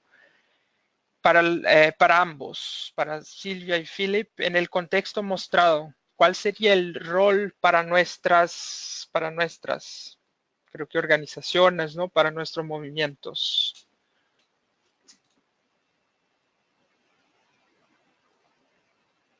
Bueno, tal vez voy a ir, intentando de colocar algunos elementos, no sé si, es como, la última pregunta, eso, ¿no? Esa de la situación de Brasil ahora con así como va a seguir la situación en Brasil, yo creo que, sí, digamos lo que yo pienso que sin ser así como muy experto, ¿no? Y tal vez que Felipe hasta te puede decir algo más sobre eso, pero queda claro que, digamos, va a haber un contexto, pienso, más de reacción y que no va para nada en el sentido de derechos, digamos, de la población, y vamos a ver, digamos, un aumento, sí, hasta de la violencia, pero también creo de la desigualdad, y también, sí, en ese caso también yo creo que muy concretamente en lo de la tierra, yo creo eh, que sí eh, va a haber como más concentración. Eh, digamos, yo creo, bueno, nosotros estamos un poco, ¿no? El tema, digamos, de la financiarización, digamos, claro que es una, digamos, como históricamente es el acaparamiento de tierras, digamos, eso desafortunadamente ha sido una constante, ¿no? Y la financiarización, digamos, creo que eh, es una, sí, una nueva dinámica que tenemos que entender, ¿no? Y, y, y los impactos, porque ahí Natalia también estaba preguntando, ¿no? Alguien estaba preguntando, ¿no? Si se ha podido medir el impacto de la financiarización de la tierra? Yo creo que mm, hay mucho trabajo sobre el acaparamiento de tierras, sobre todo en los últimos 10 años, ¿no? Pero yo creo que concretamente para lo que están como los vínculos exactos con la financiarización, sí, bueno, hubo así como un proceso más lento de entender, ¿no? Y estamos todavía en eso, ¿no? Como digamos, el capital, el capitalismo financiero, eh, cómo se, digamos, manifiesta en lo que es, digamos, eh, en los territorios, ¿no? Yo creo que no hay, así como para decir muy concretamente, no se ha podido medir muy concretamente en todos los países, ¿no? Yo creo que lo que yo he intentado nosotros hemos intentado hacerlo con un caso, y hay otros trabajos, digamos, y investigaciones similares. Em, la, Las otras preguntas, ¿no? Yo creo que ahí voy viendo que hay como algunas preguntas que van por la misma dirección. Una de las preguntas es ¿cuál es el rol de la sociedad civil? ¿Qué podemos Philipp, hacer? disculpa, una cosa técnica. Quizás te puedes alejar un poco del micrófono, pero entonces habla un poco más alto. Ok, así está mejor. Sí, Sí. gracias. Entonces era como qué podemos hacer como red sociedad civil, y cuál es el papel de los eh, con las autoridades, ¿no? Y yo creo que, bueno, es como, no es fácil, ¿no? Como he dicho, pero muchas veces, digamos, a la base son, digamos, las luchas en los territorios son los que siempre que hubo, ¿no? Yo creo que solamente que lo que sí cambia es que la financiarización eh, y, digamos, el peso digamos, de capital de actores como fondos de pensiones o otros, sí aumenta los impactos estructurales, y en muchos casos también, digamos, eh, eh, la violencia, digamos, concreta para las comunidades implicadas, ¿no? Entonces, digamos, por ahí, digamos, las luchas creo que también tienen que estar primero ahí, estar centradas ahí en el nivel muy local. Que claro, lo que es más y más importante, creo, en ese escenario es eh, que esas luchas locales tienen que, digamos, ser como conectadas con luchas también a otros niveles, ¿no? Y como con el caso de Matopiba, solamente para un ejemplo, ¿no? Como yo dije, ¿no? Como hay esa magnitud de actores internacionales, locales, estaduales, entonces ahí creo que es más estratégico que nunca de, de, de trabajar a varios niveles, ¿no? Por ejemplo, lo que yo estaba diciendo en el caso de Matopiba, eh, hay el trabajo en Brasil muy concretamente, pero también en Estados Unidos y también en Europa, donde están los fondos, digamos, donde sea que podamos meter la presión, porque claro, esos actores financieros tienen mucho peso ahí. Entonces, yo creo que eso es un eje, ¿no? Puede ser hasta que algunos hemos estado debatiendo, ¿no? Hasta que dicen, bueno, hay más entradas, sí, pero hay más entradas para, digamos, la incidencia y todo eso, pero sí, bueno, digamos, también hay un conjunto de fuerzas que no es que quiere decir que, bueno, que es más fácil, ¿no? Yo creo que, claro, que para las autoridades también, digamos, como una de las autoridades, los estados, en ese caso, claro que tiene un papel importante a jugar también, porque como yo he intentado decir también, ¿no? de mostrar, de explicar, es que cómo esa financiarización y los impactos concretos en los territorios también están vinculados a la desregulación de los mercados financieros, ¿no? Entonces, y la regulación de esas empresas, que sean las transnacionales, digamos, del agronegocio, pero que también sean las instituciones, digamos, las empresas financieras ellas mismas, ¿no? No es que ese proceso se lleva así en un vacío. No quiere tampoco decir que los estados así como lo pueden reglamentar, así el problema se resuelve, pero creo que por lo menos como insistir en eso, ¿no? Y que también es parte así del marco de derechos humanos, ese punto del deber del Estado también de regular, para una regulación adecuada de ese tipo de actores, ¿no? Y tal vez algunos de ustedes saben también que estamos en el proceso de Naciones Unidas de negociar un tratado para las para regular las transnacionales, ¿no? Proceso extremadamente difícil, pero fundamental, ¿no? Y claro, en ese contexto, ¿no? Como muchas veces estamos ahí en un problema, ¿no? Si los estados, las autoridades están metidos como parte del problema, ¿cómo pueden ser la solución? Pero yo creo que como desde Organización de Derechos Humanos tenemos que seguir insistiendo, ¿no? Que los estados cumplen su papel ahí de derechos humanos. Y tal vez como para concluir también, yo creo que también nosotros como de seguir como exigiendo los derechos y en lo que proponen esos actores financieros, como, digamos, incrementar su derecho de propiedad,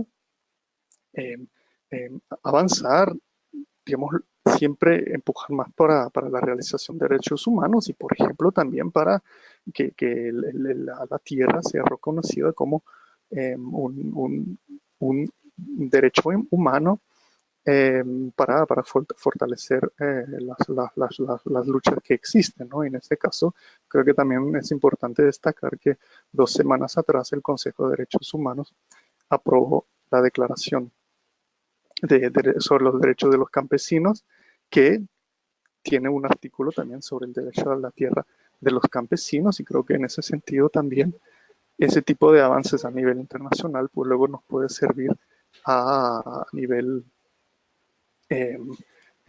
nacional. Pero como yo dije también, ¿no? Creo que también una de las tareas difíciles pero importantes es entender el rol de las tecnologías, y también para los movimientos sociales, para nosotros las organizaciones, pensar cómo vemos el papel de las tecnologías en las luchas por los derechos de los pueblos. Gracias, Philip, por los comentarios. Ya son las 18 horas. Solo quería preguntar a Silvia si tienes algunas palabras finales. Tuvimos un montón de preguntas. Le pedimos perdón a la gente que escribió en el chat. Podemos compartirlas después también con Silvia y con Philip. Muchísimas gracias por toda la interacción, pero como ya llegamos al final, Silvia, no sé si tienes algunos comentarios finales que quieras hacer. No, yo creo que es, bueno, que nada más que creo que realmente es muy importante empezar a ver estos temas porque están muy ocultos para la mayoría de la gente. Y bueno, muchas gracias a los organizadores y también a los que participaron, y claro que sí, con todo gusto podemos ver otras preguntas a través de vías electrónicas. Muchas gracias a todas y a todos. Entonces vamos a reenviar estos comentarios a las personas que hablaron hoy acá, y también estará disponible, y eso compartiremos con ustedes también por correo electrónico, la grabación del webinario. Muchísimas gracias, que tengan todos un buen día. Un abrazo, chao. Chao.